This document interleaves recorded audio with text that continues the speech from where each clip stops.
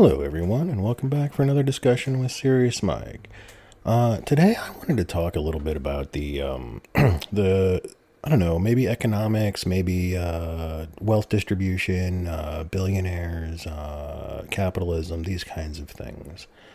Before I do that, I want to start with a quote. This is a quote from American history. This is Franklin Delano Roosevelt, and he was speaking about when they created the minimum wage. This was a time the economy had just, they were dealing with the depression, various other things. And this was about lifting up the working man to get to a fair place. What he said was, "It seems to me to be equally plain that no business which depends for existence on paying less than living wages to its workers has any right to continue in this country. By living wages, I mean more than a bare subsistence living. I mean the wages of decent living."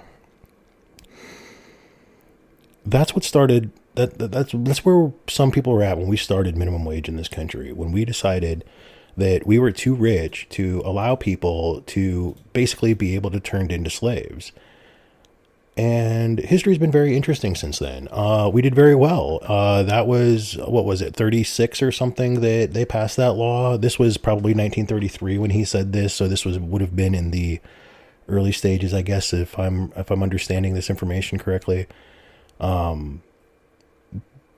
he realized that why should a company get to exist? Why should an entity get to exist on exploited labor? Because let's be clear, it is exploited labor, right? If you go and you work 40 hours a week in this country, in the richest country in the existence of the world, doesn't it seem that if you devote a portion of your time, like 40 hours, that you should be able to eat? And also, that was included, even though it wasn't included in the quote, what they came up with for minimum wage was that a family should be able to eat on minimum wage. A family should be able to be taken care of with that minimum wage, because back in that time, it was a lot less common for women to work outside the household. People had a lot more children. Children ended up getting a lot sicker. This was a time before we had some of the vaccines that we have today, some of the technology that we have to make the world a little easier than it was back then. And that was a good solution back then. They decided what it took to live. They made them a minimum wage, and everybody had to start paying that. And it seems fair. Now let's contrast that pretty sharply with what we have going on today. Today, federal minimum wage is $7.25 an hour. It's been that way since 2009, and this is the longest period of time in all of American history since its inception that we have had this long of a time between minimum wage bumps. Now, $7.25, if you calculate that out at 40 hours for 4 weeks, you're looking at $1,160. Now, I don't know where you live. Where I live, that doesn't even pay rent. That wouldn't even pay half of a rent in most places. That, like, you couldn't share a 2-bedroom with somebody and actually make your half of the rent on $1,160 in most places. And I'm not even taking taxes out of this. In fairness, that's so poverty-stricken that there's no real taxes to be paid on that. If you're only making, $12,000, $15,000 a year, there's not going to be much in federal tax liability beyond payroll taxes. But even with that, you can't live on $1,000 a month. I've lived in parts of the country where you can get like a 2-bedroom apartment for $700 or so. But still, if you had two people splitting a 2-bedroom apartment at $350 each, that's still going to be rough to live on $1,160, because you're still going to have to buy food. You're still going to have to get to and from work. You're going to have to get around. You're going to have to deal with healthcare and the cost of that. You're going to have to deal with insurances and all these other costs that are just to live. It's just not, $7.25 isn't a livable wage. And I'm talking about dirt cheap rural areas with that. Most people that hear this are going to laugh at me and go, where the hell can you get a 2-bedroom for $700? And that was a few years ago. So maybe that's not even possible anymore, because that was a few years ago that I last saw something like that. I don't know. I don't live in that part of the country anymore, so I don't really follow all of that specifically there. But even if prices were still being held to that for rent, that's just impractical. That's not a serious living that most of us can actually have in this world. We've got transfer, especially when you're living in a place like that that's so cheap. Usually you're pretty rural. There's limited public transportation. The distances between things getting around tends to be quite large. It's really kind of a problem. And I guess I want to get back to something like what FDR was saying about a company that doesn't pay living wages. They shouldn't be allowed to exist, because if you boil it down, it's exploitation.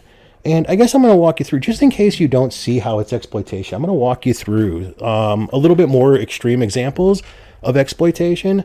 And then you'll start seeing, I guess I'm going to do this through the slippery slope argument to some degree. But let's see how this works out. When let's say I started a business, right? And let's say I talked to a friend and I said, hey, I'm starting a business. Can you help me? I'm not making any money.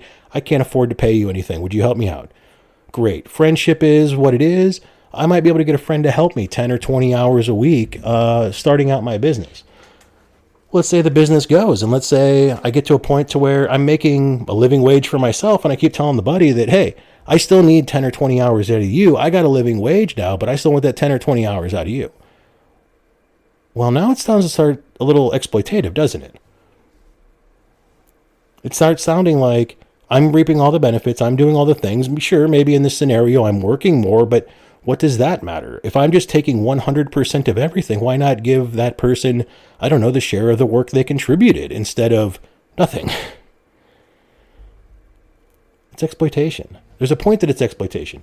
Now what happens if I start making it to where I'm making $10,000 a month more than I need? And I still keep telling my friend, hey, I'm really dependent on you. Nobody else knows what you know. You've been here since the beginning. I still need that 10 or 20 hours out of you. Well, now it's super exploitative if I'm not giving him. That's just fucking cruelty, isn't it? Well, wouldn't it be the same if I just gave him something that was as meaningless? What if I was asking him for 40 to 50 to 60 hours a week, like many employers do? And, a lot of times overtime is forced. Sure, it's kind of a time and a half, but a time and a half at $7.25, nobody cares. Like, it's nothing. And so you have this situation, or it gets worse, where people do these salary bullshit maneuvers and they don't even pay you hourly, and it's technically possible to pay somebody less than minimum wage through salary mechanisms and really get some messed up stuff going on. A lot of that is supposed to be illegal, but it happens a lot. And isn't it messed up when you have these people who run large corporations? Like, what was it? Elon Musk may have had a $50-some billion annual pay package. What the hell could he possibly be doing that's worth $50 billion? While he has I would be interested if Tesla or SpaceX has just one minimum wage employee. I'd be curious to know that, because how can you pay a CEO $56 billion while one person at your company is on minimum wage? Isn't making a living wage? I would argue that, like where Tesla is, a living wage in California is like $100,000+ almost everywhere in California. It's crazy. You got to make insane amounts of money in California.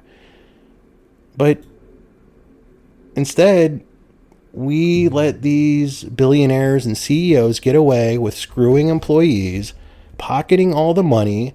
They just use that money to, pay politicians so that they don't have to pay employees more, to keep minimum wage low, to keep all the ways that they screw their workers over. And that's all they use that money for anyway. Wouldn't it just be better to spend that money on, like, the people that work for you? Wouldn't they just work harder for you? See, that's the other thing. Like, everybody's mad. Oh, nobody wants to work anymore. It's not that nobody wants to work anymore. It's that nobody wants to rub themselves raw, have raw hands all day, every day, back pain, trouble sleeping, no health care, so that you can what? Still starve 2 days a week because you can't afford those last couple of meals before payday? Are you out of your fucking mind? That's the world we live in. That's going on. And people are saying, well, you shouldn't have a minimum wage job. Those are for teenagers. Bullshit. You know how I know that's bullshit? Because if a job was exclusively supposed to be run by a teenager, it wouldn't happen during school hours. That business would be closed. If that business is open during school hours, that's not a teenager's job now, is it? Just a thought. See, when I was a kid, teenagers' jobs were summer, working out in the fields, working for farms nearby. That's what it was for us. We worked when school was out, and when school was on, okay. And that's one of the reasons that some of those farm jobs are allowed to pay minors less than minimum wage. That's actually a thing. I've been paid less than minimum wage. When I was a kid, it was normal where I grew up to start working at 10 or 11 for the farmer down the road. And then once you got to 13, 14, you'd start working, walking beans or detasseling corn or something like that, something out in the fields, you know. I mean, you know, before I was 20, almost all my money came from Cargill. And if you know who they are, well, they're a monstrous company that I'm not a huge fan of. But that's what we did for work. And it wasn't something that even happened during the school day. Those being jobs for teenagers, well, I guess I see that argument, but it's bullshit. It's still work that's got to be done. An able-bodied person still has to get out in those fields and go out and pull something off each one of those corn stalks for the corn to be healthy. Somebody's got to go out and weed the bean fields so that the beans aren't being choked out by weeds. It's a thing that has to happen, and somebody has to do the work. And calling it a teenage job because it's over the summer is just bullshit anyway. Why is a teenager's work less work than somebody else's? It doesn't take any skill to go through and pull some weeds. That job is worth the job doing, or the industry isn't worth doing. Plain and simple. Which I guess is where I agree with FDR, right? Like, a business shouldn't be able to exist if its existence is built and based upon exploitation. If you can't make an honest dollar in the market, you just end up with what we have going on with farmers right now. Farmers can't even pay the bills right now. I mean, there's a lot more world complexity than just the issues we've mentioned here. There's a lot more about world politics and economics worldwide that are impacting that beyond just this. But still, farm workers are notorious for being some of those places that have special rules where they get to pay under minimum wage. And as soon as the world is jolted in any direction, the farmers are always needing a bailout. The farmers cannot sustain without government help with all of the little hiccups that go on in the worldwide economy. Well, why do we do that then? Why are we still trying to make viable businesses out of businesses that clearly don't seem viable? It doesn't seem like these businesses can stand on their own. So why do we do them? Why do we still have them? Well, that's where we get into the bailouts. Last time we had a crisis in farming because I believe it was sanctions on Russia maybe 8-10 years ago, something like that. And the farmers had a big old crush and there was just a big old bailout, and farmers were just sent huge checks for tilling their crops under. It was crazy. The orders from the government were destroy your crops, just fold them back into the ground and grow something different next year. And here's a big old check for your trouble. And that's disturbing that we even get to a point like that. Why would we think that that's okay? No, I'm not saying I want to see people suffer. I'm not saying when some part of the economy collapses that we shouldn't do something to soften the blow. But we shouldn't do enough to prop that industry up and keep it going. Just like when the banks fucked up and they overlent in 2008, that should have let it die.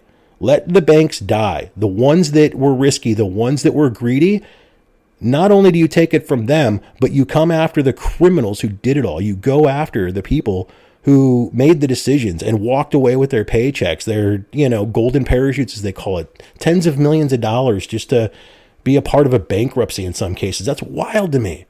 I don't get bonuses when I fail at my job. Why do CEOs get bonuses when they fail at their company? Why do investors get their money back when they were investing in something that they knew was evil and greedy, that was against the law, and there's all these problems. So those banks should have been allowed to fold. We should have closed a bunch of banks. And would it have hurt the economy? Yeah. Well, what happened hurt the economy? Anything was going to hurt the economy. The economy was hurt by stupid idiots. And the fact that we continue to let those idiots go on, a non-functional business model that is being functioned through some kind of exploitation or other destructive process, shouldn't be allowed to go on. Whether it's exploitation, whether it's fraud, it doesn't really matter what the mechanism is that a business is surviving under if it's not surviving on its merits, if it's not surviving because it's a viable business, let it die.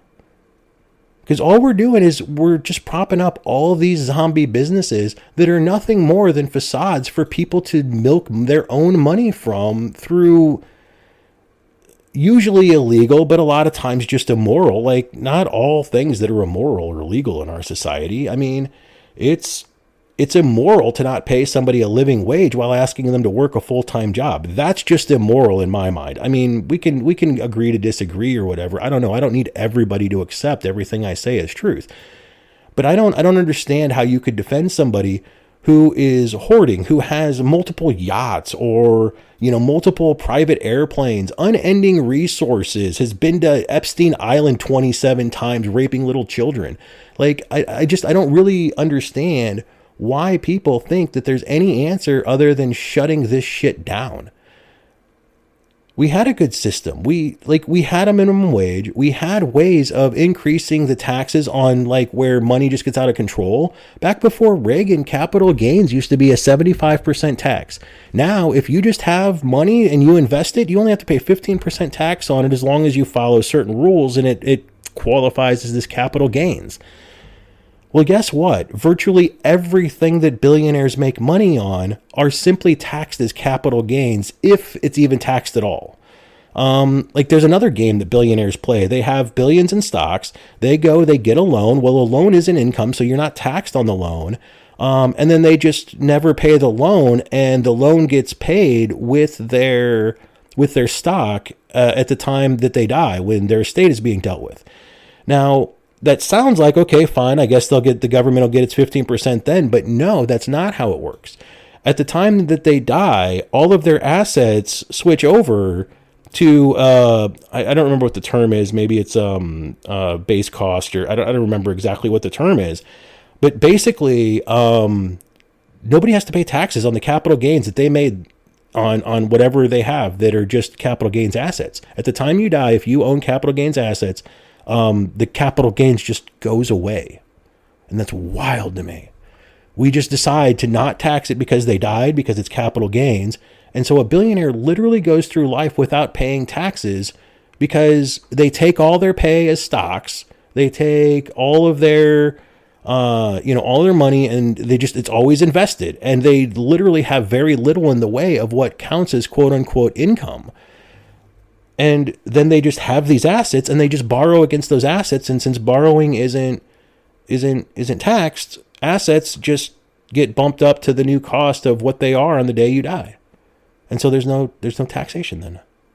And we have got to do something about that. It used to be that it was 75% capital gain tax. So if you invested and you made $100,000 a year as just investment income, recurring investment income on your investments, that was taxed at 75%. In fact, that's why the 401k was necessary, because the 401k was for people that weren't rich. There were certain minimums that if you were only investing to this certain degree, you weren't subject to the 75% of capital gains. You were actually subject to a favorable version of income tax for all of your retirement and savings income. And what's really wild about that is, depending on how you do that today, you can actually use an IRA, and you can actually cost yourself more money than if you had just done it through mechanisms that would have been capital gains. So people are losing money on their 401ks today, thinking that it's a good deal, because when 401ks were first a thing, they were a good deal. They just weren't very well known before, because we used to have pensions too. We used to have companies that if you would work for them for a certain amount of time, usually 30 years, sometimes 35 or 40 years, or in some, a lot of government positions, sometimes it's only 20. I think the military and certain federal positions are only 20 years. I think there are some state positions in some states that are like that as well. You can go 20 years and then you just get a lifelong pension because You put in your work. You succeeded with one company the whole time. They never had to deal with firing you or getting rid of you or laying you off because you were a good enough worker. And they saw that as that means that you deserved a reward. You gave your life to a company, and that company used to be at least socially, morally obligated to do something about that. And now we're so greedy. There is no thing that we give to people to help them out. Like we threaten people when they're sick with their job. Well, you better come in or you're going to get fired. Well, what do? You can't afford to take the day off work anyway because you can't afford your bills. You can't afford to pay the doctor, so you don't really want to go to the doctor anyway. You don't want to go to sick and get everybody else sick and cause everybody else to have the problem you're going through right now at work because unlike your bosses, you don't hate your coworkers. They're just in it with you. What do you do with that? And that's the world that we live in. And it's absolute absurdity. It's absurd to me that anybody has any defense for these billionaires at all. There is a point that you have so much money that you can literally do everything there is in life. And it's over. Like I don't know. And I guess we could talk about practical solutions, but I don't.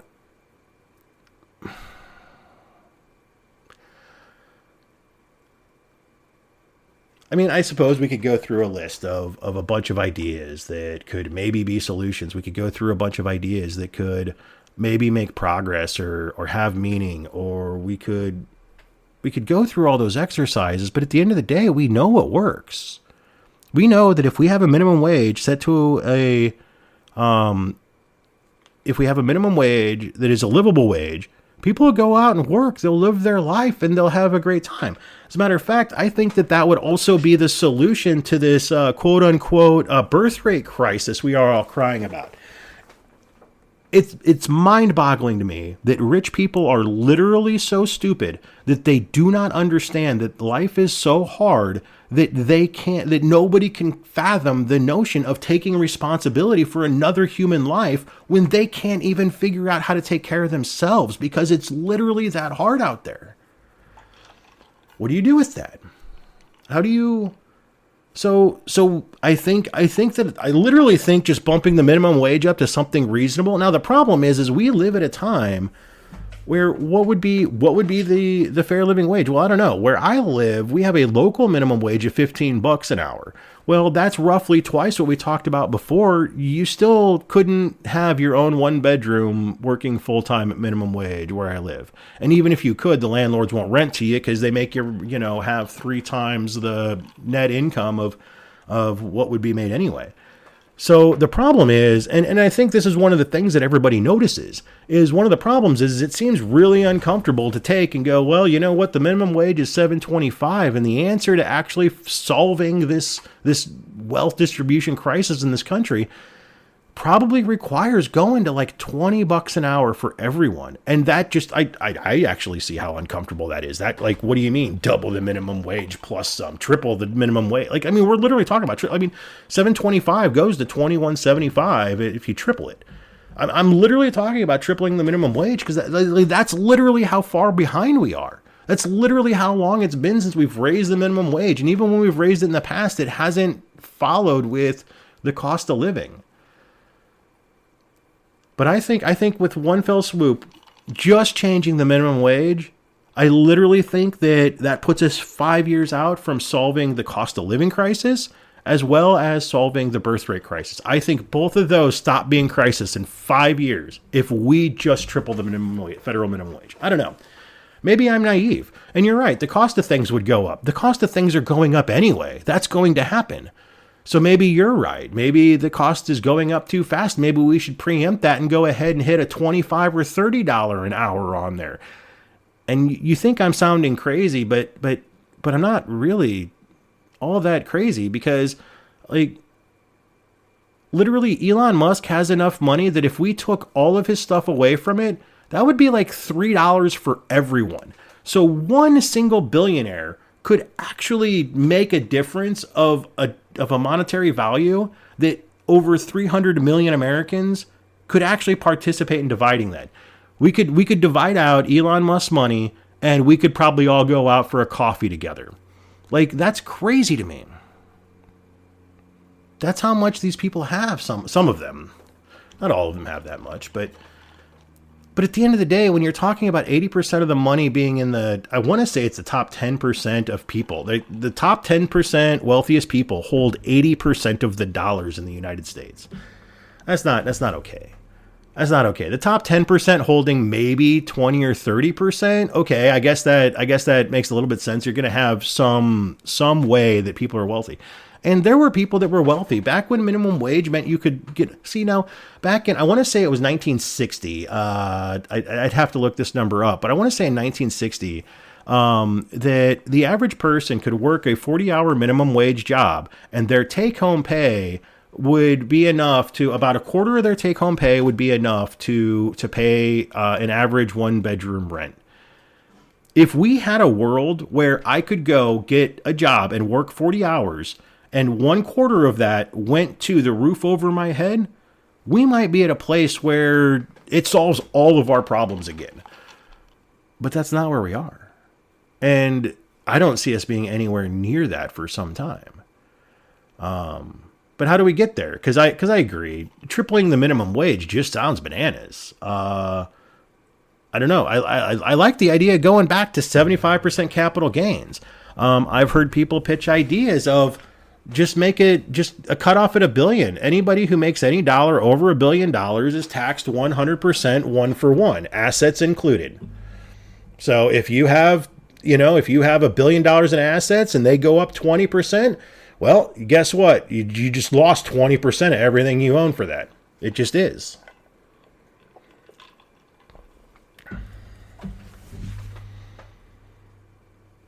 I don't like the idea of taking things away from people, but the people that have it didn't get it because they earned it. They got it because they were exploitative. They got it because of greed. They got it through coercion or force or leverage of some kind.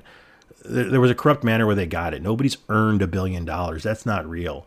And the more I look at the world, the more and more I see how impossible it is to move past the corruptibility. Even somebody that we watched rise from more or less nothing, literally the truly most self-made person I can think of is literally the most famous person in the world.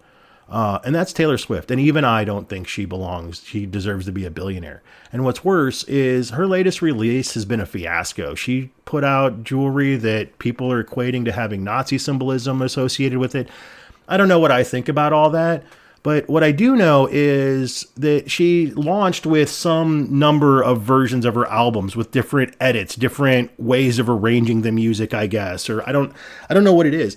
But if you're going to make music and you're selling it like 20 albums at a time, you're not doing that because you're pushing art. You're not doing that because you're trying to make the world a better place. You're not doing that because of any other reason than I just know people will buy all 20 if I make 20 different ones. So I'm going to make 20 different ones so that the hardcore fans will just give me all their money. That's greed. And I don't know how else to put that. So yeah, I literally think that even though we watched Taylor Swift rise, we watched her from the innocent little country star, totally self-made. I'm not taking anything from her art.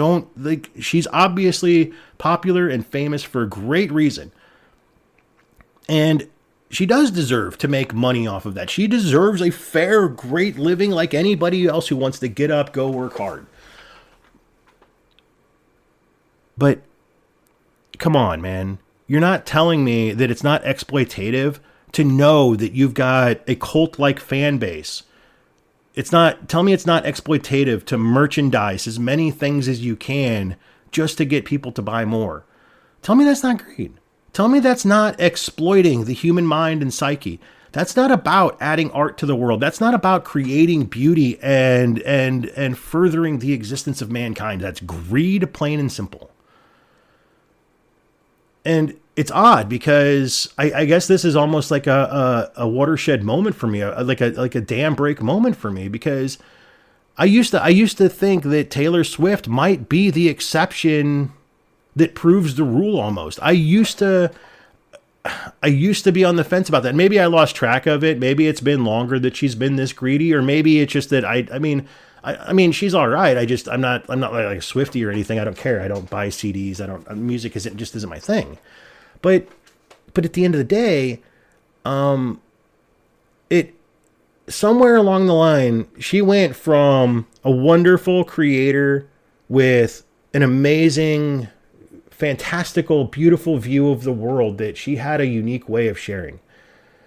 And throughout all that, we end up now where we get a CD with a stupid ass song like Wood, and we have 30 different versions to choose from. I don't know how many it is. I want to say it was like 28. But I don't know. I don't know how many versions. Maybe it was only 8. I don't know.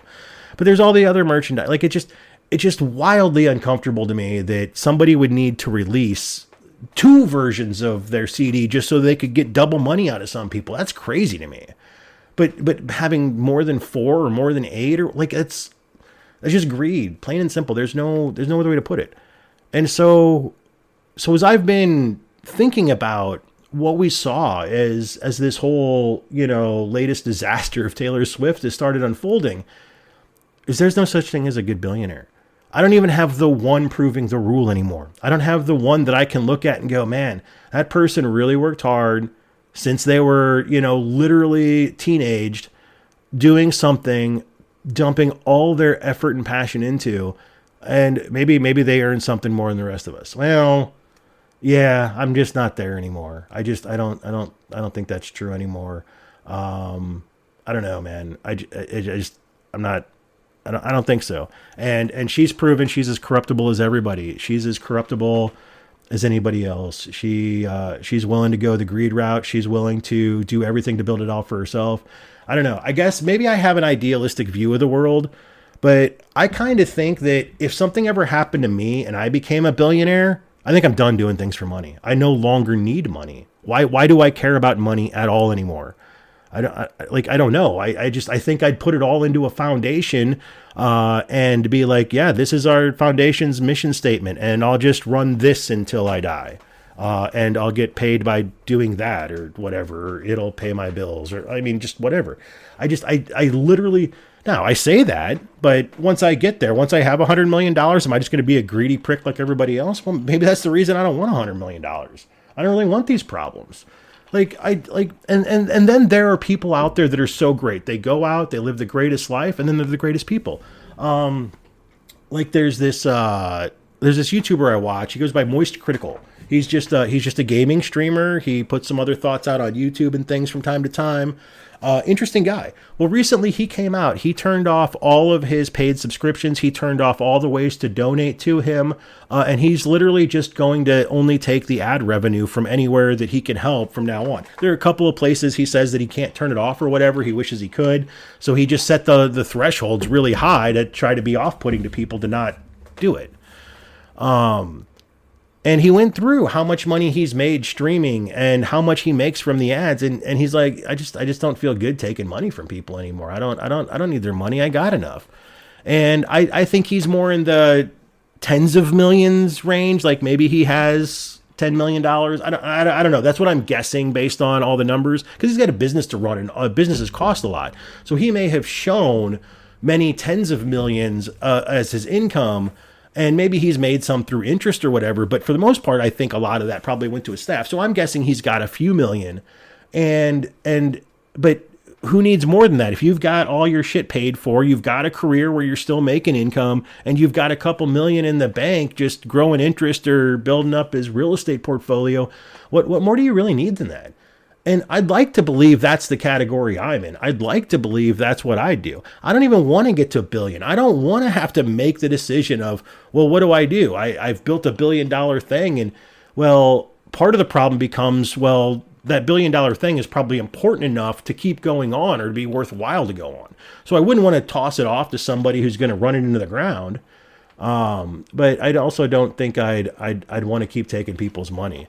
I got to imagine if I was a billionaire performer, I got to imagine I start doing free concerts at the time I hit $1 billion. I got to imagine that I'm there to give people what they can't get elsewhere, because why be greedy? But I get that's probably just an idealized version of myself. I'm guessing I'm as corruptible as everybody else. I don't know. I'll probably never know. I don't have the desire to get to $1 billion. I don't want money. I want freedom. And that's the other thing. I think that that's another thing that billionaires have to deal with, that I guess this is something I use. Maybe it's just stories I tell myself to console myself with all these evil people are allowed to be out there. But I don't, I don't see a lot of billionaires that look all that happy. They're all smiley when they're in public, but whenever they're caught on a hot mic, it's always some scandal, some bullshit thing. They're always angry. They're always, things don't go their way and they're just mad about it. Like, I don't know, man. That's not the life I want. I want to sit out in the middle of nowhere and I don't know. I want to listen to my chickens crow or like, I mean, I don't know. I just, I don't understand the need for, and maybe that's the greatest gift I have is that I don't need attention.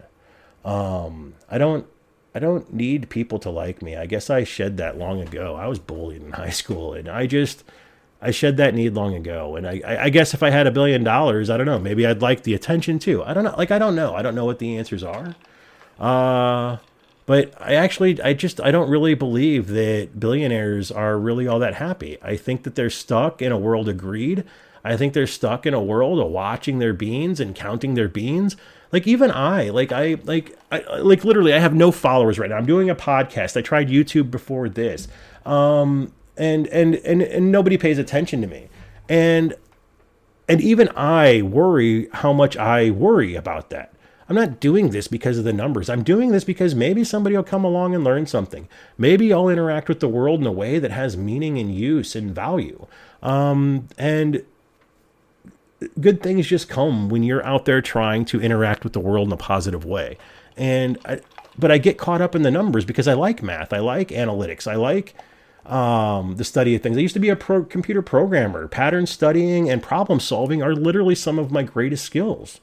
And so I get caught up in looking at that. And I can imagine if I was a billionaire, if I was a business owner, that's all I'd want to do is I'd want to look at the stats all day. I'd want to talk to people about how to get the stats better, how to make the trends work, move in the right way. I'd want to talk about weird businessy things all the time. And I don't think that's what would make me happy. That would give me a job and it would give me the means to start building happiness with.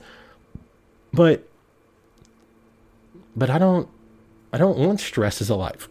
I don't want number watching and bean counting as a life. And I don't know why we're all so hell-bent on that. Myself included. Like I said, this is a problem I don't know how to shed. Anyway, I guess I've been blathering on about this for a while, but I guess it's just really important to consider how the way that we handle the economy, the way that we distribute wealth, the way that we let people hoard it all on exploitation and shady tactics like, fraud and exploitation and, it is just really sad that we live in a society that this is where we've got to. Anyway, I guess we'll end on that bummer of a note then. Be well.